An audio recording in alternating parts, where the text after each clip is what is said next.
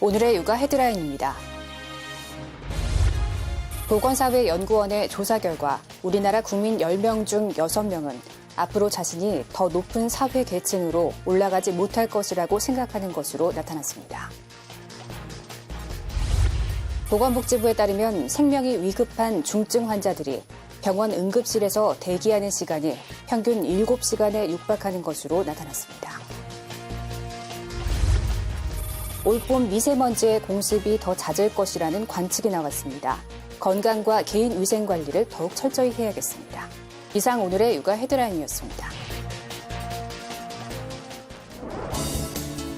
단국대 임명호 교수팀에 따르면 우리나라 어린이의 약 7%가 겪고 있는 주의력 결핍 행동장애, ADHD를 유발할 수 있는 유해물질 가운데 대부분이 환경 호르몬이라고 합니다. 플라스틱을 사용하지 말고 중금속에 최대한 적게 노출되도록 주의하며 태운 음식을 섭취하지 않도록 하는 것이 어린이의 ADHD 예방에 도움이 될 수 있다는 사실 꼭 기억하시기 바랍니다. 육아포커스 첫 소식부터 만나보시죠. 우리나라 국민 10명 중 6명은 앞으로 자신이 더 높은 사회 계층으로 올라가지 못할 것이라고 생각하는 것으로 나타났습니다. 보건사회연구원이 작년 7월 20세 이상 성인 1,601명을 대상으로 전화 설문조사를 한 결과 응답자의 59%가 미래의 자신이 현재보다 더 높은 사회 계층에 속하지 않을 것으로 생각한다고 답했습니다. 또 56%는 과거에 비해 현재 자신의 사회 계층이 높지 않다고 말했습니다. 응답자의 94%는 혈연, 지연, 학연 등의 연고가 작용하는 등 우리나라 사회가 공정하지 않다고 생각하는 것으로 나타났습니다. 생명이 위급한 중증 환자들이 병원 응급실에서 대기하는 시간이 평균 7시간에 육박하는 것으로 나타났습니다. 보건복지부가 발표한 응급의료기관 평가 결과에 따르면 전국 414개 응급의료기관에서 중증 환자가 응급실에 머무는 시간은 평균 6.7시간이었습니다. 서울대병원이 19.2시간으로 가장 길었고 서울성모병원, 전북대병원이 뒤를 이었습니다. 서울대병원은 응급실의 혼잡 정도를 나타내는 병상 포화 지수도 165%로 여전히 전국에서 가장 높았습니다. 현재 대한민국은 심각한 저출산 문제에 직면하면서 초고령 사회 진입을 눈앞에 두고 있습니다. 과연 대선 후보들은 어떻게 이 문제를 해결하겠다고 나섰는지 살펴봤습니다. 대선 후보들은 대체적으로 저출산 문제 해결 방안으로 여성 복지를 꼽았습니다. 문재인 후보는 육아휴직 급여를 인상하고 고용보험에 가입돼 있지 않은 전업주부 등의 여성에 대해서도 출산수당을 지원하는 방안을 마련했습니다. 월 50만 원 해서 3개월 동안 출산수당을 지급할 계획입니다. 안철수 후보는 출산과 육아에 있어서 남녀 평등을 강조합니다. 특히 남성의 돌봄 참여 확대가 저는 중요하다고 봅니다. 그래서 현행 육아휴직 그리고 배우자 출산 휴가들 눈치 안 보고 이제 쓸 수 있도록. 유승민 후보는 민간 기업의 육아휴직을 3년으로 늘리는 등 출산이 부담스러운 현재의 상황을 개선하겠다고 밝혔습니다. 초등학생부터 고등학생까지 자녀 1인당 10만 원의 아동수당을. 심상정 후보는 출산휴가 한 달 의무제 등 역시 여성복지에 초점을 맞췄습니다. 초고령 사회에 대비해 기초연금을 강화하는 등 노인 복지책도 앞다퉈 내고 있습니다. 문 후보는 기초연금 30만 원 대상 범위를 70%에서 80%로 넓히겠다고 밝혔고 안 후보는 조만간 기초연금과 건강보험을 포함한 종합적인 대책을 내놓을 계획입니다. 하지만 복지 공약이 표심을 확보하기 위한 포퓰리즘에 그쳤던 역대 대선과 마찬가지로 이번에도 구체적인 예산 확보 방안은 빠져 있다는 지적이 나오고 있습니다. 여보세요. 형은 어떻게 됐어요? 불안한 목소리로 자식의 안부를 묻는 어머니. 1991년 9살 이용우 군 유괴 사건에서 피말리는 시간을 보낸 부모의 실화를 다룬 영화 그놈 목소리입니다. 지금도 상황은 다르지 않습니다. 지난달 인천에서 10대 소녀에 살해당한 8살 여자아이도 시작은 유괴였습니다. 지난해에만 놀이공원과 대형마트 등에서 발생한 아동 실종 건수는 2만 건 가까이 됩니다. 대부분 집으로 돌아왔지만 미발견 아동들은 유괴 피해자일 가능성이 있습니다. 전문가들은 유괴를 예방하려면 반복적인 학습이 중요하다고 강조합니다. 아이들은 낯선 사람도 웃는 얼굴이면 따라가는 경우가 많은데 거부 의사와 도움 요청을 분명히 하도록 주기적으로 반복시켜야 합니다. 또 위험하다는 것만 강조하면 공포심만 기억에 남아 큰 도움이 되지는 않습니다. 따라서 만화 등 친숙한 상황을 통한 교육이 필요합니다. 위험한 상황을 대비해서 실제적인 상황 속에서 아이들과 함께 아이들의 눈높이나 발달 연령에 맞춰서 지속적이고 반복적으로 함께 아이들과 연습하는 것이 좋겠습니다. 아동복지법에 따라 학교 등 교육기관에선 유괴 예방 교육을 시행하지만 의무교육 시간은 연간 10시간에 불과해 충분한 반복학습엔 한계가 있다는 지적도 나옵니다. 추운 겨울이 가고 화창한 봄 날씨가 계속되고 있습니다. 화사하게 피어난 봄꽃을 보기 위해 모처럼 꽃 구경을 가려고 마음을 먹어보지만 갈수록 기승인 미세먼지 앞에선 발걸음이 주춤해지는데요. 앞으로 남은 봄에도 황사보다 미세먼지의 공습이 더 잦을 것이라는 관측이 나오고 있는 가운데 이쯤 되면 국민의 건강을 지키기 위한 정부의 대책은 무엇인지 궁금합니다. 온실가스 배출권 가격 인하와 같은 허술한 대책이 아닌 중국과 실무 협상 등의 외교적 노력을 병행해야 하는 시점은 아닐까요? 봄철 불청객 미세먼지의 원인과 함께 숨막히는 봄날은 언제까지 계속되는 건지 알아봤습니다. 올봄 사흘에 한 번꼴로 하늘을 뒤덮는 미세먼지. 지난달과 이달만 서울의 초미세먼지 농도가 나쁨 단계까지 올라간 날이 벌써 9차례가 넘습니다. 국립환경과학원에 따르면 지난달 고농도 미세먼지가 발생한 날 중국의 영향이 70%를 넘는 것으로 확인됐습니다. 서울시도 중국 등 국외에서 날아온 미세먼지의 영향이 예전보다 커졌다고 밝혔습니다. 2011년도에는 중국이나 북한 등 국외 영향권이 49%였다면 최근에는 55%로 오히려 늘어난 현상을 보여주고 있고요. 중국발 미세먼지가 기승을 부리는 사이 올봄 원조 불청객 황사는 감감무소식입니다. 지난 1월에 옅은 황사가 한 차례 관측됐을 뿐 봄철 들어서는 전혀 발생하지 않았습니다. 황사와 미세먼지 모두 똑같이 중국 쪽에서 날아오지만 올해는 일찍부터 차가운 대륙 고기압이 약해지면서 황사를 싣고 오는 바람도 약해졌기 때문입니다. 황사는 미세먼지보다 입자가 훨씬 커서 강한 북서풍이 불어야 날아올 수 있지만 입자가 작은 미세먼지는 약한 서풍에도 쉽게 한반도로 넘어올 수 있습니다. 또 바람이 약하다 보니 우리나라에 쌓이는 먼지를 밀어내지 못하고 오히려 먼지 농도가 더 올라가는 악순환까지 발생하고 있는 겁니다. 남은 봄에도 황사보다는 미세먼지의 공습이 더 잦을 것이라는 예보입니다. 우리나라 기압 배치가 남북로보다는 동서류가 강하기 때문에 황사보다는 미세먼지가 이입될 가능성이 높습니다. 5월부터는 자외선이 강해져 햇볕에 반응하는 2차 생성 먼지까지 기승을 부릴 수 있어 숨막히는 봄날은 계속될 전망입니다. 투표권은 없지만 아이들도 차기 대통령에게 바라는 게 있습니다. 아이들이 직접 제안한 대선 공약들은 뭘까요? 나라가 좀 안무시 당했으면 좋겠다는. 학교 늦게 갔으면 좋겠어요. 역시 제일 관심은 학교와 관련된 내용. 제법 구체적인 대안도 제시해봅니다. 사교육을 할 때 밤 10시까지가 규정인데 그 10시를 넘어서 새벽까지 하는 애들이 있는데 그런 애들이 학교에서 되게 힘들어해서 그 10시 딱까지 그 규정을 해주시고. 한 어린이재단에서 전국 18살 이하 8,600명의 아이들에게 10,000건이 넘는 정책 제안을 받았는데 5,000건의 교육, 학교 관련 제안이 나왔습니다. 그중 핵심은 힘들 때 쉬고 밤에는 잠을 자는 정상적인 삶을 살고 싶다는 요청입니다. 쉬는 시간을 늘리고 강제 야간 학습은 폐지하고 학원 밤 수업을 없애달라는 겁니다.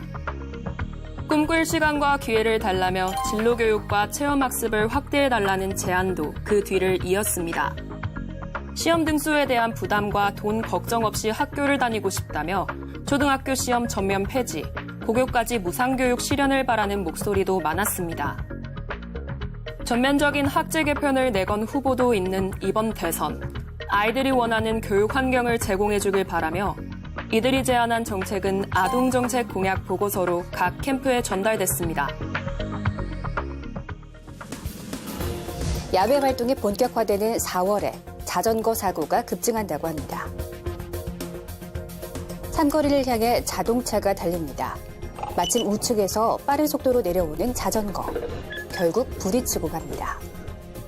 아파트 단지 내 자전거를 탄 아이들이 차량을 치고 지나가고 대형 차량과 함께 차도를 이용하다 보니 순식간에 쿵 사고가 났습니다. 늦은 밤 달리는 도로 위로 훅 끼어든 자전거는 차량에게도 위협이 됩니다. 따스한 날씨가 이어지는 4월에는 자전거 이용자가 늘어나 관련 교통사고도 큰 폭으로 늘어납니다. 안전처 조사에 따르면 지난 5년간 발생한 자전거 교통사고는 연평균 14,475건, 해마다 275명이 숨지고 12,000여 명이 다쳤습니다. 특히 야외 활동이 본격화되는 4월에는 3월에 비해 30% 넘게 사고가 증가하는데 날씨가 추워지기 전까지 교통사고 발생이 많았습니다.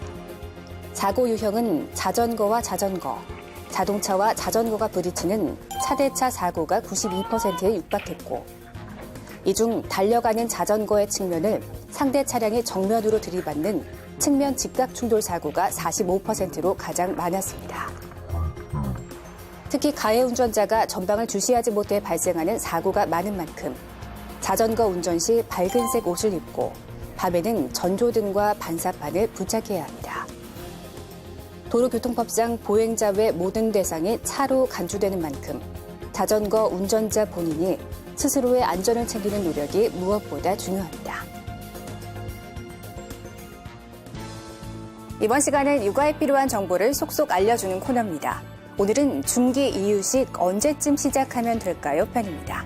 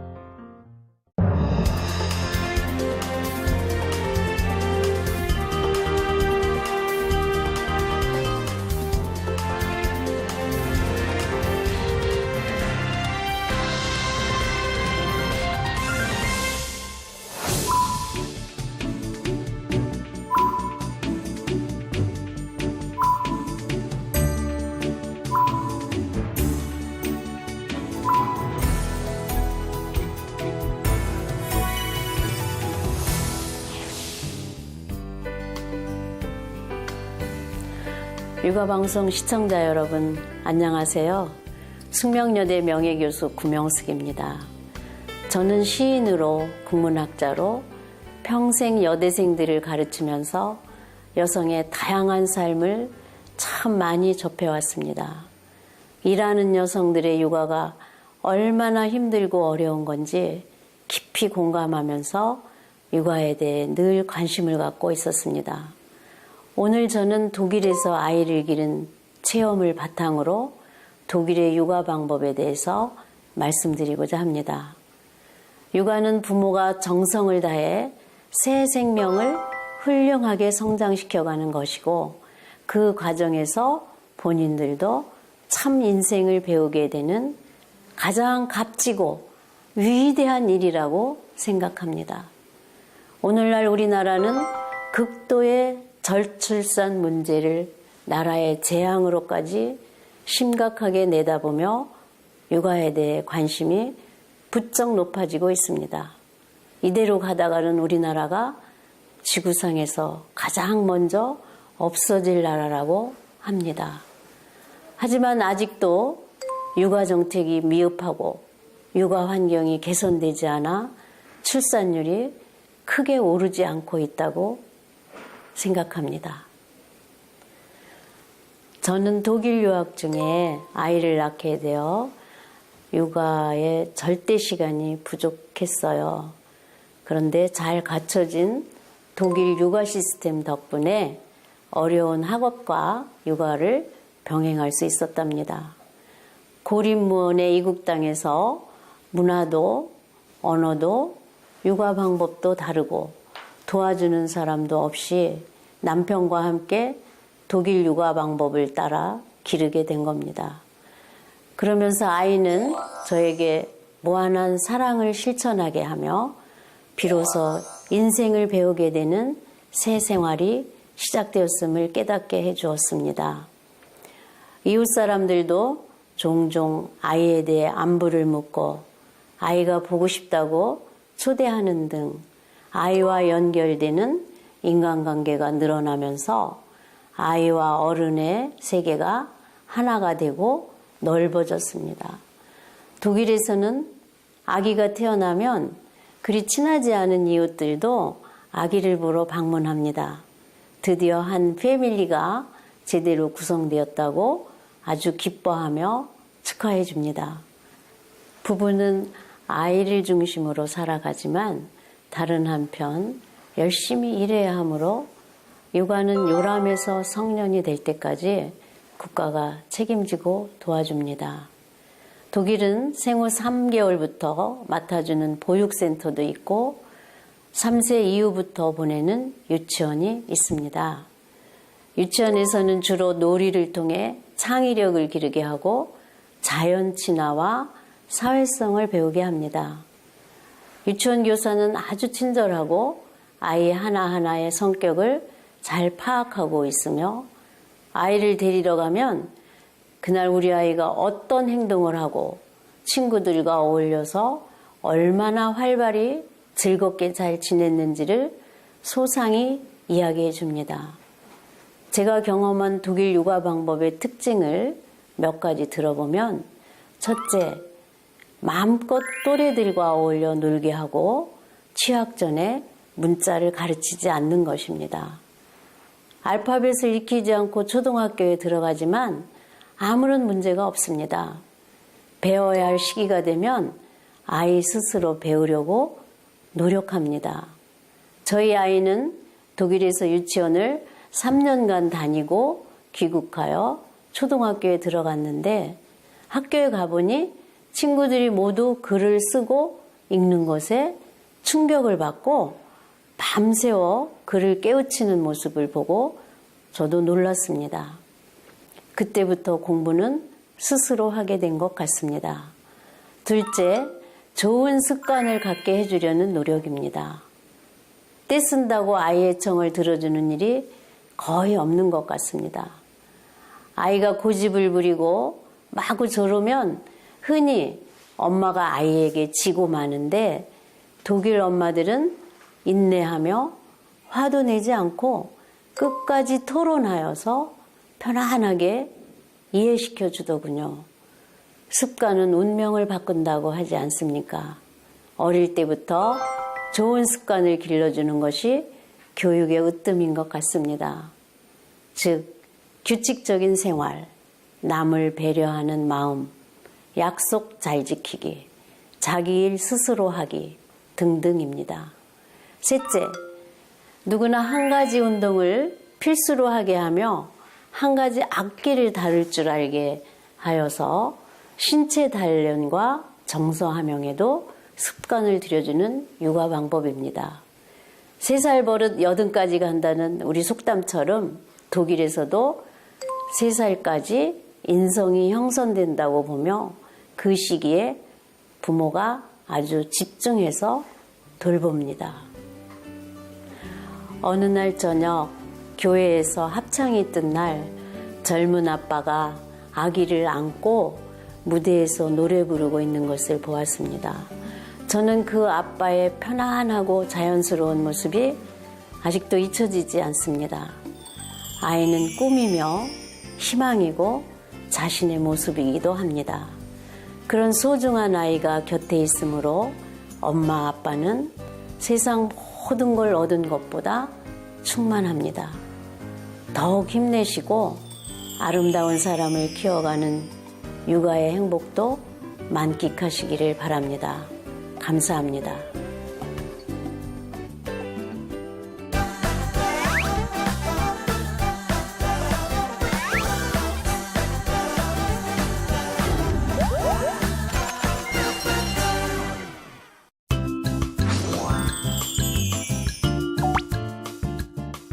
우리가 이제 심장병 크게 두 가지가 있는데요. 후천성이 있고 이제 선천성이 있고, 후천성이라는 건 말 그대로 이제 태어나서 처음에는 정상적인 심장 형태였는데 어떤 이유에서든 문제되는 거고, 선천성 심장병은 엄마 뱃속에서 태어날 때부터 이제 심장에 어떤 문제가 있게 태어나는 걸 우리가 선천성 심장병이라고 합니다.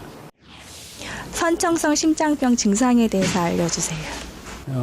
선천성 심장병 증상은 크게 두 가지가 있습니다. 하나는 환자가 힘들어하는, 아기가 힘들어하는, 그러니까 우리가 심부전이라고 그러는데 그 증상이 하나 있고, 그 다음에 또 하나는 이제 청색증. 아기가 이제 입술이나 발다리가 파래지는 그런 청색증이 있습니다. 그게 이제 결국은 이제 폐로 얼마만큼 피가 많이 가느냐 적게 가느냐, 폐로 피가 많이 가는 상태를 우리가 이제 우려성 심부전이라고 그러고, 그런 경우에는 아기가 많이 힘들어합니다. 힘들어하고 뭐 수유 때도 힘들어하고 숨도 빨리 쉬게 되고 땀도 식은땀도 많이 흘리고 그런 증상을, 감기도 자주 걸리고. 그런데 이제 청색증 있는 애기들은 폐로 피가 이제 적게 가서 문제되는 겁니다. 그래서 애기가 파랗게 되고, 그래 애기 활동 조금이라도 하면은 힘들어하고 그런 이제 청색증. 그래서 크게는 이제 두 가지, 청색증, 그다음 심부전, 그 두 가지 증상이 있게 됩니다. 선천성 심장병 치료에 대해서 알려주세요.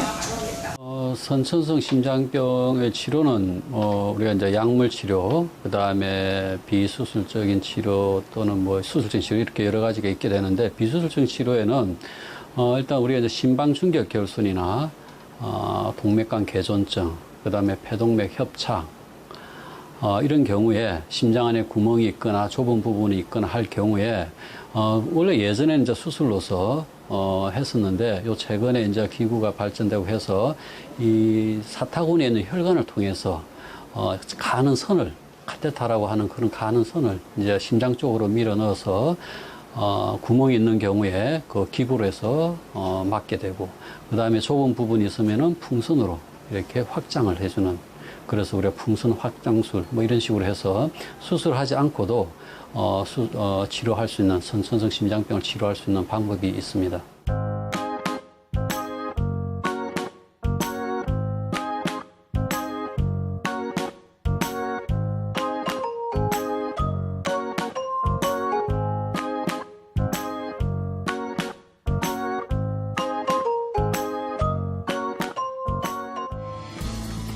미세먼지가 기승을 부리고 있는 요즘 쾌적한 공기의 중요성을 절실히 실감하고 계실 겁니다. 미세먼지 제거, 또 실내 공기 정화에 탁월한 효능을 가진 초록식물, 벵갈 고무나무, 또 신고니움, 테이블 야자 같은 화분을 집안에 두고 아이들과 함께 관리해 보시는 건 어떨까요? 육아 포커스 마칩니다. 시청해 주신 여러분 고맙습니다.